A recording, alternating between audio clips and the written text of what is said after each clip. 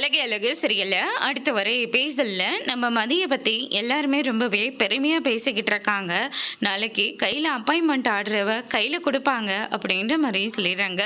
அதுக்கு அடுத்துதான் இந்த பக்கம் நம்ம தங்கராஜ் இருந்துட்டு நம்ம சுரேஷ்க்கு கால் பண்ணி மதியோட காலேஜுக்கு போயிட்டு மதியை போய் கூட்டிகிட்டு வா அப்படின்ற மாதிரி சொல்லிடுறாங்க. நான் எதுக்காக போய் அவளை கூட்டிகிட்டு வரணும் அப்படின்னு சொல்லிட்டு சுரேஷ் வந்து சொல்லவும், இங்கே பாரு, நான் சொன்னால் அதில் 1008 காரணம் இருக்கும். முதல்ல போயிட்டு நான் சொன்ன மாதிரி மதியோட காலேஜுக்கு போய் மதியை கூப்பிடு அப்படின்ற மாதிரி சொல்லிடுறாங்க.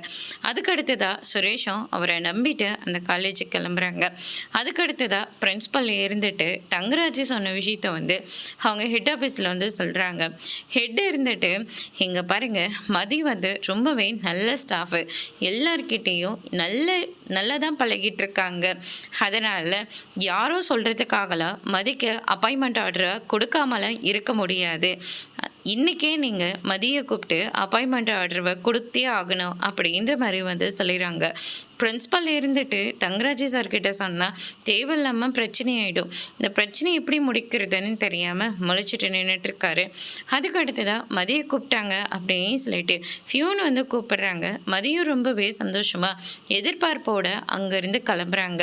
அதுக்கு அடுத்ததாக கண்டிப்பாக உங்களுக்கு கையில் அப்பாயின்மெண்ட் ஆர்டரை கொடுக்கறதுக்காக தான் கூப்பிடுறாங்க மேடம் அப்படின்ற மாதிரி சொல்லிட்டு இருக்காங்க. மதி ரொம்பவே சந்தோஷமாக போயிட்டு அந்த அப்பாயின்மெண்ட் ஆர்டரை வாங்கிட்டு வந்து சுரேஷ் கீழே வெயிட் பண்ணிட்டு இருப்பாரு. சுரேஷை பார்த்தோன்னா அவங்க கூட வீட்டுக்கு வந்து தங்கராஜ், ரேவதி இவங்க எல்லார்கிட்டையும் காட்டிக்கிட்டு இருக்காங்க. அதோடு இன்னைக்கான பிரமோ முடிச்சிருக்காங்க.